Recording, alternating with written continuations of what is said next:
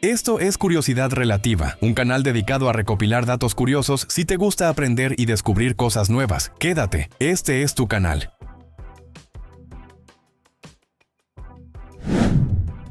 Entre los animales más temidos de la selva amazónica, hay uno diminuto que se ha ganado un lugar por derecho propio, la hormiga bala, paraponera clavata. Su picadura no mata, pero está catalogada como una de las experiencias más dolorosas que un ser humano puede soportar. Este insecto, que mide apenas 3 centímetros, vive en Centro y Sudamérica. A simple vista parece una hormiga más, grande y negra, pero su aguijón es un arma biológica de alto impacto. El entomólogo Justin O. Schmidt, creador del famoso índice que mide el dolor de las picaduras de insectos, le otorgó el nivel más alto, 4.0+. La describió como caminar sobre brasas encendidas con un clavo de 7 centímetros clavado en el pie. Una comparación que ya dice bastante. Lo curioso es que el veneno de la hormiga bala rara vez es mortal. Contiene una neurotoxina llamada poneratoxina que interfiere con la transmisión nerviosa. Esto provoca un dolor ardiente, punzante y constante que puede durar entre 12 y 24 horas completas, razón por la cual se le conoce también como la hormiga de las 24 horas. Durante ese tiempo, la víctima puede experimentar fiebre, vómitos, escalofríos y temblores musculares, además de un dolor que, según los que lo han sufrido, es inolvidable. En la cultura de los pueblos indígenas de la Amazonía, este insecto ocupa un lugar especial. Los Sateremawé, en Brasil, utilizan la picadura de la hormiga bala en un ritual de iniciación masculina. Los jóvenes deben introducir las manos en guantes llenos de estas hormigas y soportar múltiples picaduras como prueba de fortaleza y valentía. Se dice que quienes logran resistir alcanzan el reconocimiento como verdaderos guerreros. A pesar de su reputación, la ciencia ha encontrado un lado útil en tanto dolor. Los componentes de su veneno están siendo estudiados para desarrollar posibles tratamientos médicos, especialmente en el campo de la neurociencia y el manejo del dolor. Así que, aunque diminuta, la hormiga bala demuestra que el tamaño no define la intensidad. Un insecto que cabe en la palma de tu mano puede infligir una de las experiencias más insoportables de la naturaleza. ¿No es increíble que algo tan pequeño pueda poner a prueba los límites de la resistencia humana? Aunque no lo notes, tu propio cuerpo es una verdadera fábrica de gases. El sistema digestivo humano produce aproximadamente 2 litros de gas al día. Y aunque pueda sonar exagerado, es completamente normal. Este gas se genera de varias formas. Una parte se origina al tragar aire mientras comes, bebes o hablas. Otra proviene de las reacciones químicas que suceden en el estómago y sobre todo en los intestinos, donde millones de bacterias trabajan descomponiendo los alimentos. Esas bacterias son esenciales para la digestión, pero en el proceso liberan gases como dióxido de carbono, metano e hidrógeno. Para ponerlo en perspectiva, cada vez que consumes alimentos ricos en fibra, como frijoles, brócoli o granos enteros, tu microbiota intestinal se pone manos a la obra. Al descomponer lo que tu cuerpo no digiere fácilmente, producen más gas como subproducto. Por eso algunos alimentos tienen fama de flatulentos. Lo curioso es que no todo ese gas se expulsa de manera evidente. Una parte se reabsorbe y viaja al torrente sanguíneo, de ahí a los pulmones, y se elimina con la respiración. Otra parte sí se libera en forma de eructos o flatulencias, algo completamente natural y necesario para mantener el equilibrio en el intestino. Aunque pueda resultar incómodo, esta producción de gas es un signo de que tu sistema digestivo y tus bacterias intestinales están haciendo su trabajo. De hecho, la ausencia total de gases podría ser un mal signo, indicando un bloqueo o una alteración en la flora intestinal. Así que, aunque no hablemos mucho de ello, todos producimos esos 2 litros de gas cada día. Es una de esas funciones del cuerpo que pasa desapercibida, pero que garantiza que el proceso digestivo siga su curso. La próxima vez que alguien se sorprenda por lo común de este fenómeno, recuerda, no es algo raro, es parte de la maquinaria perfecta que mantiene tu organismo en equilibrio. ¿No es impresionante pensar que hasta lo más cotidiano de nuestro cuerpo tiene detrás una explicación tan compleja? En Marte se encuentra una montaña que hace ver al Everest como una simple colina. El Monte Olimpo, Olympus Mons. Este coloso volcánico es el volcán más grande conocido del sistema solar, con unos 22 a 25 kilómetros de altura, lo que lo convierte en una estructura aproximadamente 3 veces más alta que el Monte Everest, que mide 8.848 metros. No solo es alto, también es inmenso en extensión. Su base tiene un diámetro de unos 600 kilómetros, lo que significa que si lo colocara sobre Europa, cubriría casi toda Francia. Para recorrerlo de extremo a extremo, habría que viajar más de lo que dura un trayecto de ciudad a ciudad en avión. El Monte Olimpo es un volcán en escudo, similar a los de Hawái, pero a una escala descomunal. Se formó gracias a que Marte no tiene placas tectónicas como la Tierra. Aquí las placas en movimiento hacen que los volcanes se desplacen y apaguen con el tiempo. En Marte, en cambio, la corteza permaneció quieta, permitiendo que el volcán creciera durante cientos de millones de años en el mismo lugar. Aunque hoy está inactivo, se cree que tuvo erupciones relativamente recientes en términos geológicos, quizá hace unos pocos millones de años. Eso significa que en algún momento pudo haber expulsado cantidades gigantescas de lava que habrían cubierto áreas comparables a países enteros. Lo más impresionante es pensar que si estuvieras en la base del Monte Olimpo, su tamaño es tan descomunal que el horizonte lo ocultaría. No podrías verlo en su totalidad, ni siquiera desde el suelo marciano.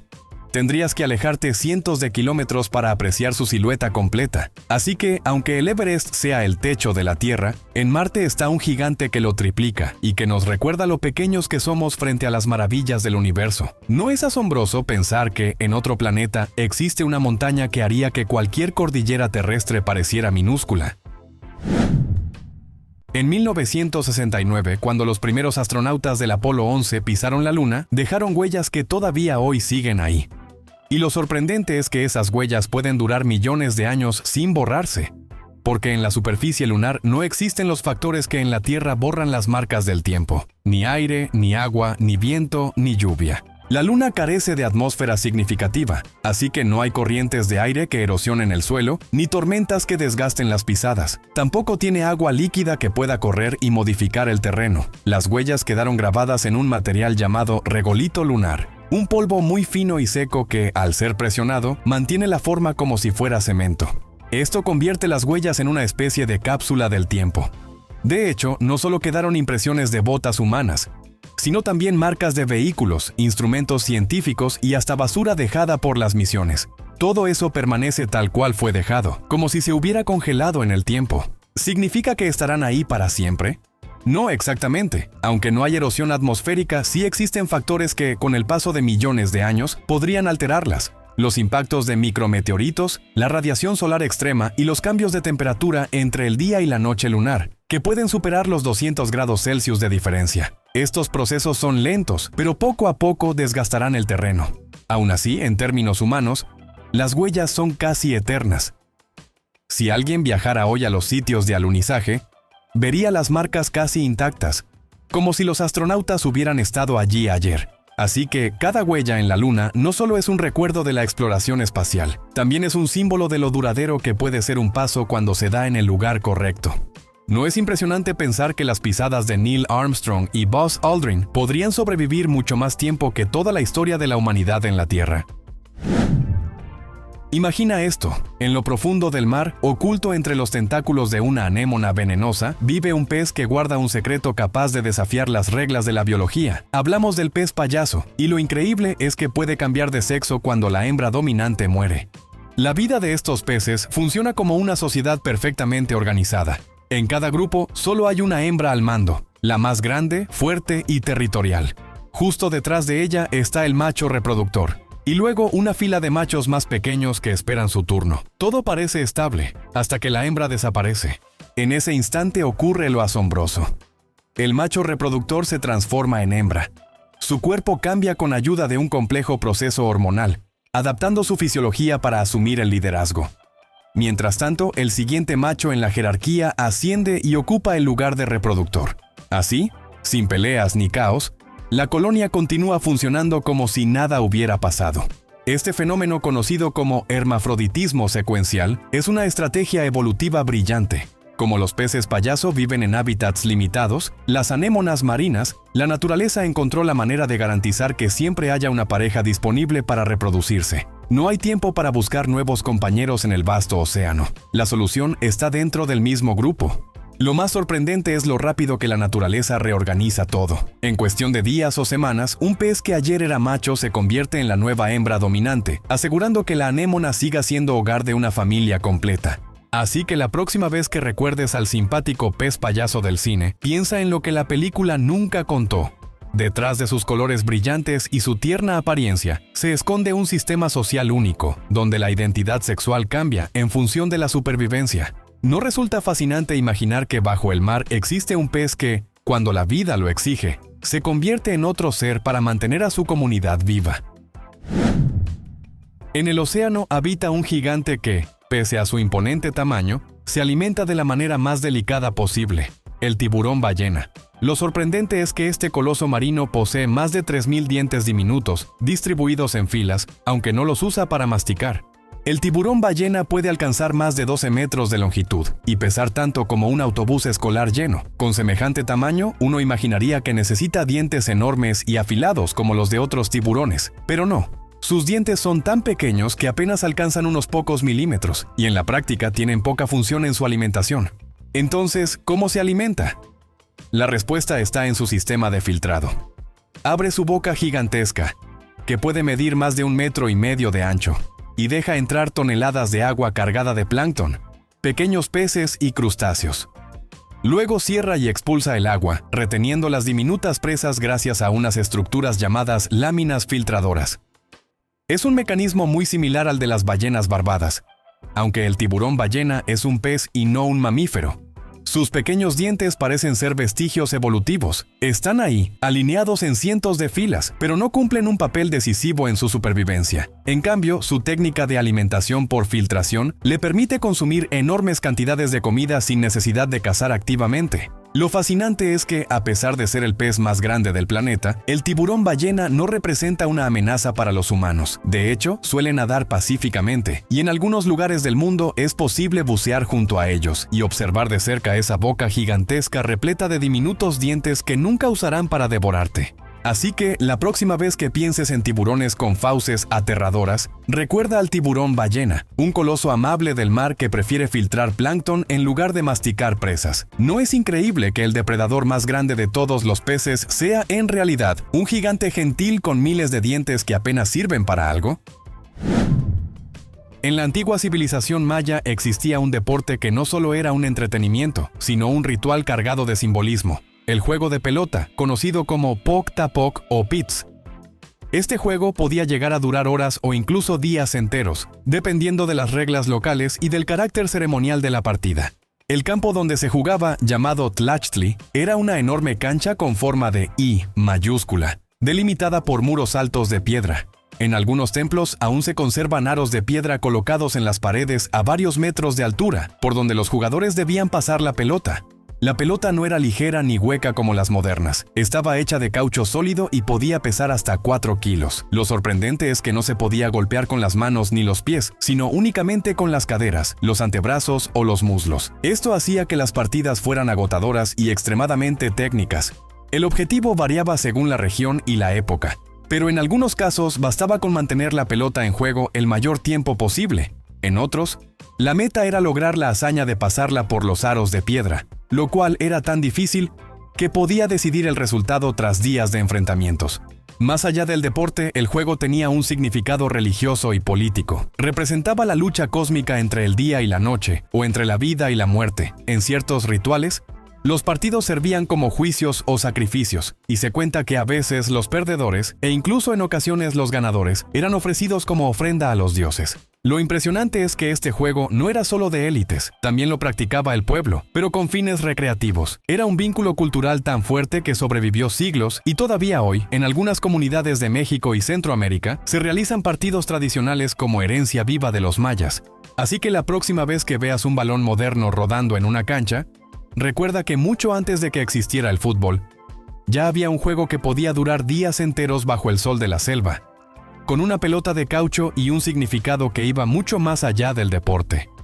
¿No es fascinante pensar que el primer gran deporte de equipo de América pudo ser también un ritual para mantener el orden del universo? Aunque cueste creerlo, una gran parte de lo que eres, no eres tú. El cuerpo humano está compuesto por billones de células, pero también alberga una cantidad impresionante de bacterias. Durante mucho tiempo se dijo que por cada célula humana había 10 bacterias, aunque estudios más recientes afinan la proporción. Hoy se calcula que la relación está mucho más cerca de 1 a 1. Es decir, si tienes unos 30 billones de células humanas, llevas contigo alrededor de 30 billones de bacterias. Estas bacterias viven principalmente en el intestino, pero también en la piel, la boca, el sistema respiratorio y hasta en los genitales. A este conjunto se le llama microbiota o microbioma humano, y lejos de ser simples invasoras, cumplen funciones esenciales para tu salud. Por ejemplo, en los intestinos ayudan a digerir fibras y alimentos que tu cuerpo no puede procesar solo. También producen vitaminas como la K y la B12, fortalecen el sistema inmunológico y compiten contra bacterias dañinas que podrían enfermarte. Sin ellas, literalmente no podrías vivir. Lo fascinante es que cada persona tiene una combinación única de bacterias, como una huella digital microbiana. Tus hábitos de alimentación, el lugar donde vives, el contacto con animales, tu genética y hasta cómo naciste, parto natural o cesárea, influyen en la composición de tu microbiota.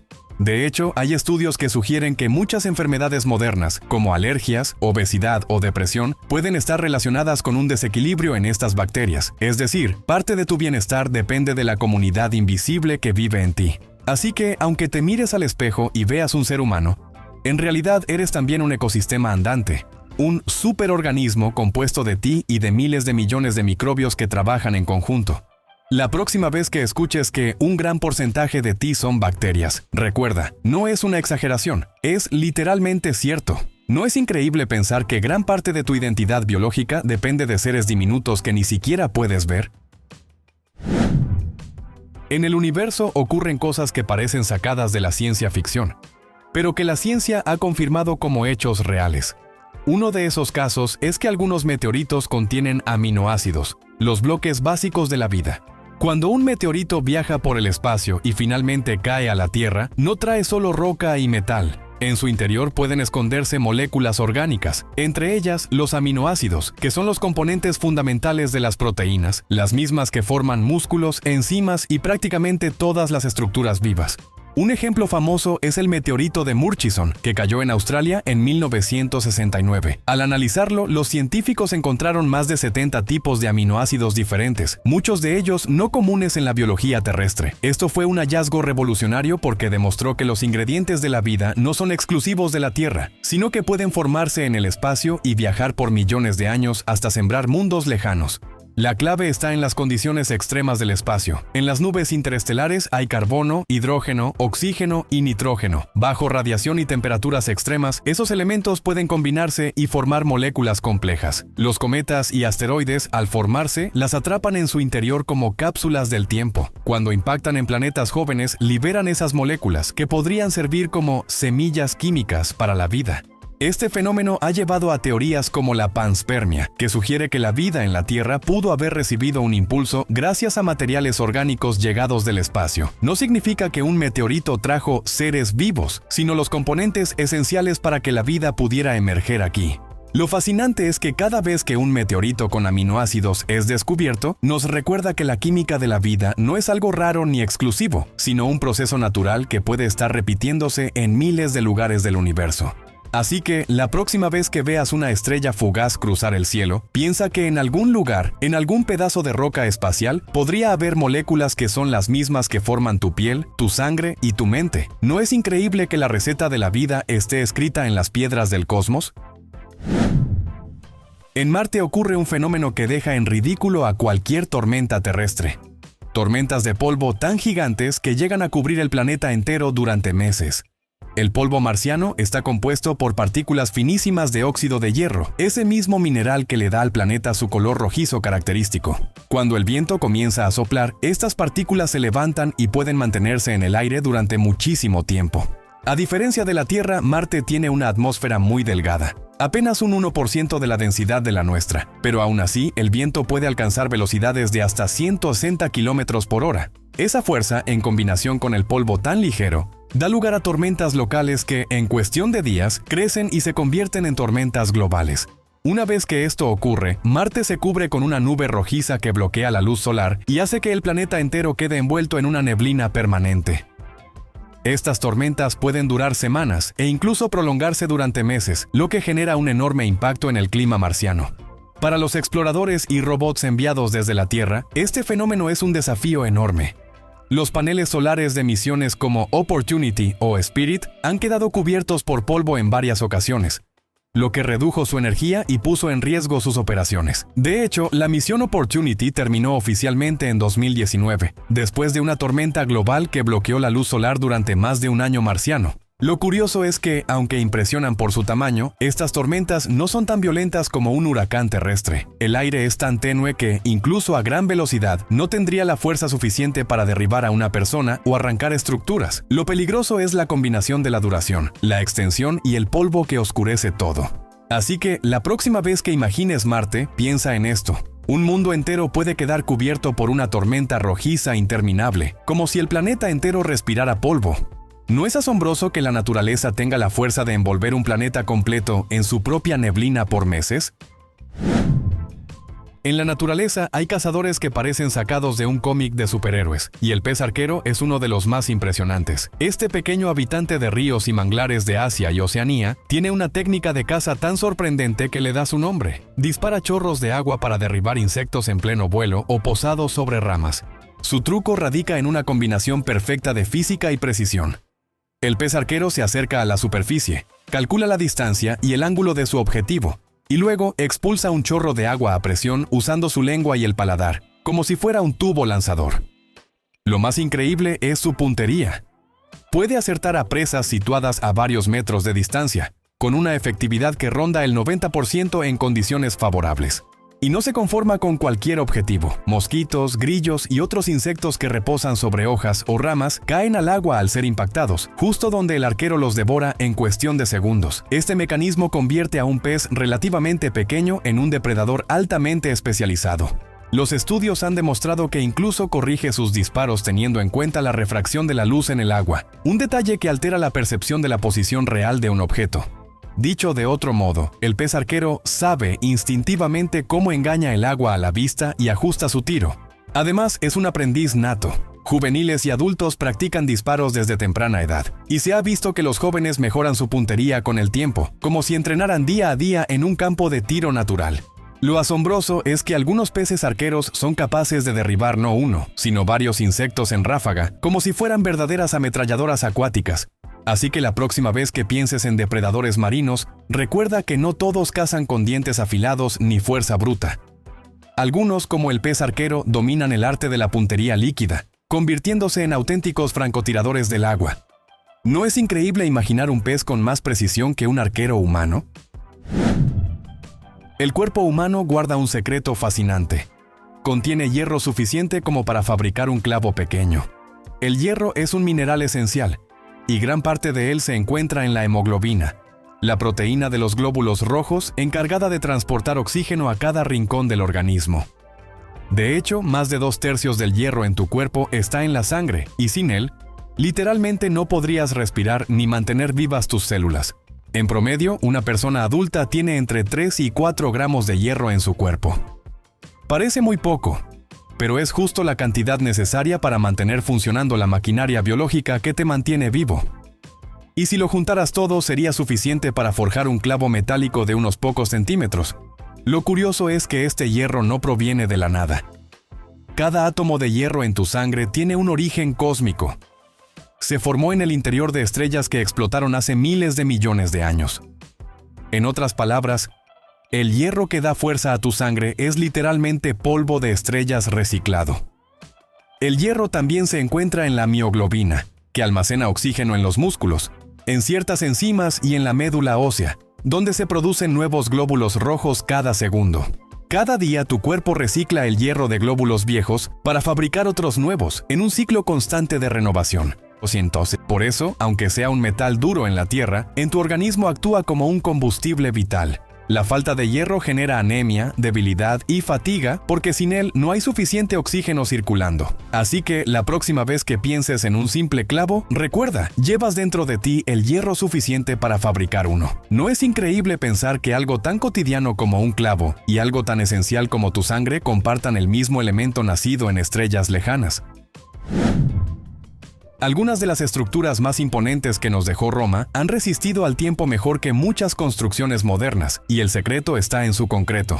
Los romanos desarrollaron una fórmula tan resistente que, más de 2000 años después, muchas de sus obras siguen en pie. El Coliseo, los acueductos, templos y hasta puertos construidos con este material. A diferencia del concreto moderno, que suele deteriorarse con el agua salada y las condiciones extremas, el concreto romano se volvía más fuerte con el tiempo. Su mezcla incluía ceniza volcánica, cal y agua de mar, lo que producía una reacción química única. Cuando el agua entraba en contacto con la estructura, se formaban minerales llamados aluminatos de tobermorita, que rellenaban grietas y reforzaban el material desde dentro.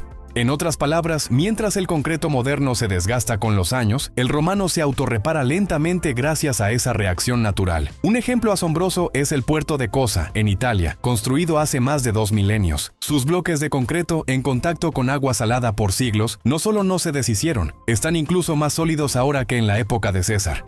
El ingenio de los romanos también estaba en la forma de trabajar este material. Usaban diferentes proporciones según la obra. Más ligero para cúpulas como la del Panteón, que aún es la más grande de hormigón no reforzado en el mundo, y más denso para estructuras portuarias. Hoy en día, los científicos estudian la receta del concreto romano con la esperanza de aplicarla en construcciones modernas, especialmente en lugares donde la durabilidad es clave, como puentes y muelles. Imagina rascacielos o carreteras que se fortalecieran con el paso del tiempo en lugar de agrietarse. Así que, la próxima vez que veas una ruina romana desafiar los siglos, recuerda, no es magia, es ciencia antigua que aún hoy supera a muchas de nuestras tecnologías. ¿No es impresionante pensar que, hace 2000 años, los ingenieros ya habían descubierto un material que nuestros mejores laboratorios todavía intentan igualar? En la Edad Media la medicina estaba profundamente marcada por la teoría de los 4 humores: sangre, bilis amarilla, bilis negra y flema. Se creía que las enfermedades provenían de un desequilibrio entre ellos, y para restablecer el equilibrio se practicaban métodos como la sangría. Las sanguijuelas eran una de las herramientas favoritas para ello. Estos pequeños anélidos se colocaban sobre la piel del paciente para que succionaran sangre. La idea era purificar el cuerpo extrayendo el exceso del humor que se pensaba causaba la dolencia. Se usaban para una variedad impresionante de problemas: fiebre, hipertensión, inflamaciones, migrañas, infecciones e incluso trastornos mentales. En algunos casos se aplicaban decenas de sanguijuelas al mismo paciente, lo que podía llevar a debilidad extrema e incluso la muerte por pérdida excesiva de sangre. Este método era tan popular que existía un comercio organizado de sanguijuelas. Se recolectaban en estanques y ríos y se distribuían por toda Europa. De hecho, en los siglos XVIII y XIX, mucho después de la Edad Media, su uso se intensificó tanto que las poblaciones naturales de sanguijuelas llegaron a disminuir drásticamente en varios países. Lo sorprendente es que, aunque hoy sabemos que la mayoría de esas aplicaciones no eran efectivas, la medicina moderna les ha encontrado un lugar. Las sanguijuelas se usan en cirugía reconstructiva y microcirugía, porque su saliva contiene sustancias anticoagulantes y vasodilatadoras que ayudan a mejorar el flujo sanguíneo en tejidos trasplantados. En otras palabras, un remedio medieval que parecía supersticioso resultó tener un valor real, aunque limitado y muy específico. Cuando se habla de agujeros negros, la imagen más común es la de un monstruo espacial que actúa como una aspiradora gigante, devorando todo lo que tiene cerca. Pero en realidad, los agujeros negros no son aspiradoras cósmicas. Un agujero negro es el resultado de que una estrella muy masiva colapse bajo su propio peso, concentrando tanta materia en un espacio tan reducido que su gravedad se vuelve descomunal. Esa fuerza es tan intensa que existe un límite invisible llamado horizonte de sucesos. Si algo lo cruza, no hay forma de escapar, ni siquiera la luz. Ahora bien, fuera de ese horizonte, la gravedad de un agujero negro funciona igual que la de cualquier otro cuerpo masivo. Es decir, si sustituyéramos al Sol por un agujero negro de la misma masa, la Tierra seguiría orbitando en la misma trayectoria. No sería absorbida. El peligro aparece únicamente cuando un objeto se acerca demasiado, porque entonces la gravedad se intensifica de manera brutal. Lo fascinante es que muchos agujeros negros están rodeados de un disco de acreción, una especie de remolino de gas y polvo que gira a velocidades cercanas a la luz antes de caer al interior. Ese material alcanza temperaturas de millones de grados y brilla con tal intensidad que convierte a los agujeros negros en algunos de los objetos más luminosos del universo, aunque ellos mismos sean invisibles. Además, la idea de aspiradora es engañosa porque los agujeros negros no succionan de forma activa. No van persiguiendo estrellas o planetas para tragárselos. Más bien actúan como un pozo gravitacional. Si te acercas demasiado, caes sin remedio. Pero si te mantienes a la distancia correcta, puedes orbitar alrededor de él sin problemas, como los planetas giran en torno al Sol. Este detalle cambia por completo nuestra visión de estos gigantes cósmicos. No son devoradores indiscriminados. sino entidades que obedecen las mismas leyes de la gravedad que todo en el universo, solo que llevadas al extremo. La próxima vez que escuches que un agujero negro es una aspiradora del espacio, recuerda, en realidad son pozos de gravedad donde la física se estira al límite, y no monstruos que persiguen a su presa. ¿No es impresionante que el misterio de los agujeros negros sea más complejo y más fascinante que cualquier mito que los rodea? Imagina levantar la mirada al centro de la Vía Láctea y descubrir que, entre estrellas y polvo, flota un bar cósmico imposible de abarcar. Una nube de alcohol tan gigantesca que, en términos humanos, alcanzaría para producir 400 trillones de cervezas. No es exageración poética. Hablamos de Sagitario B2, una colosal nube molecular cerca del corazón galáctico, donde los astrónomos han detectado etanol, alcohol etílico, junto con una despensa inmensa de otras moléculas orgánicas.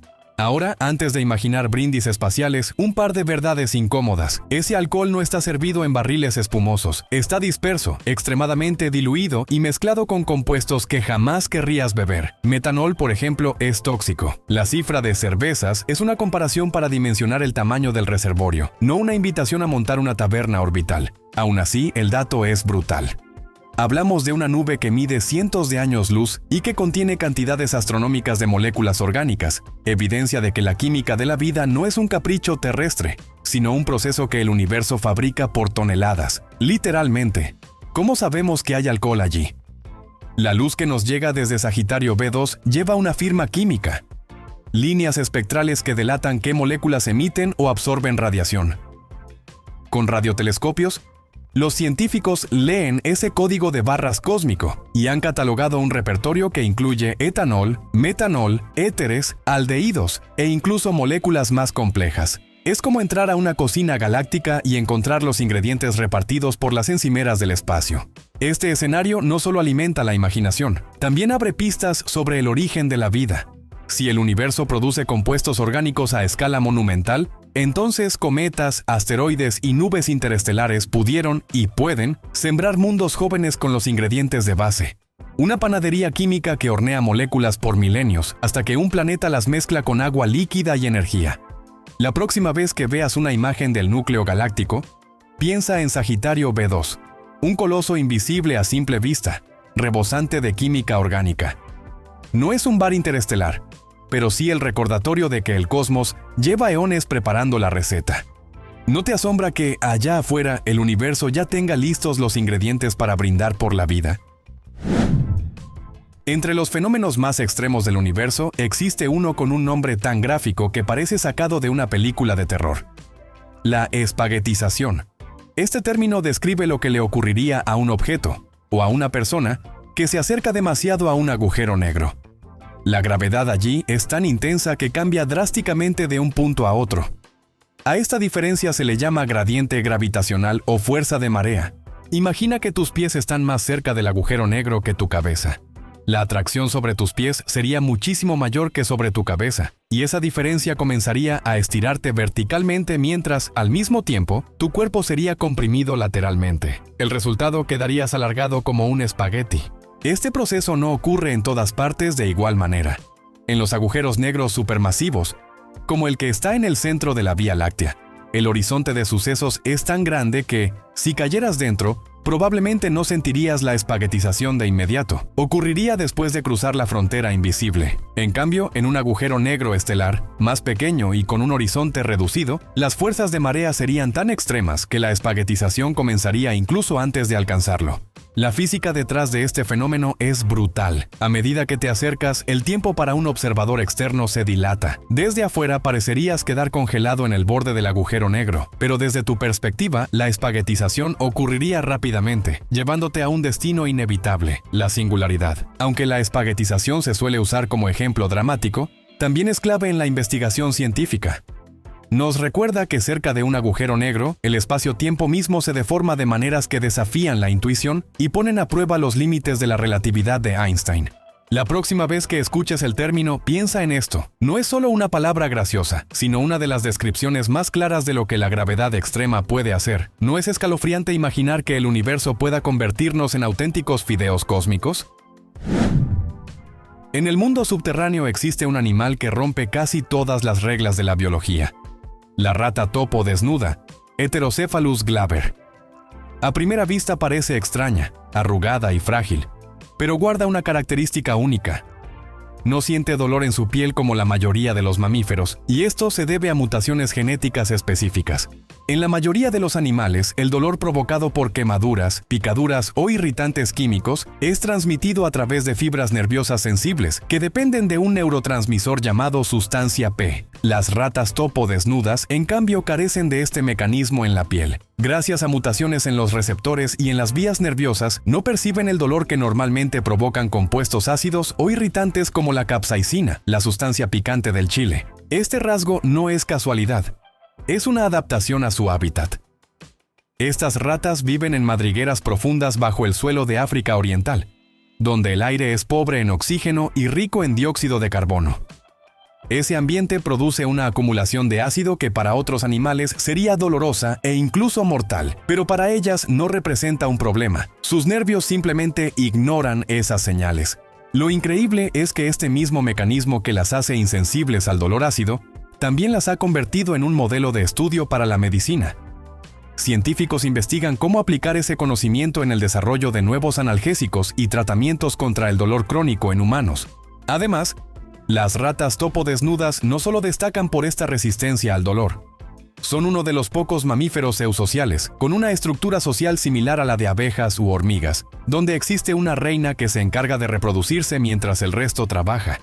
También son extraordinariamente longevas para su tamaño, llegando a vivir más de 30 años.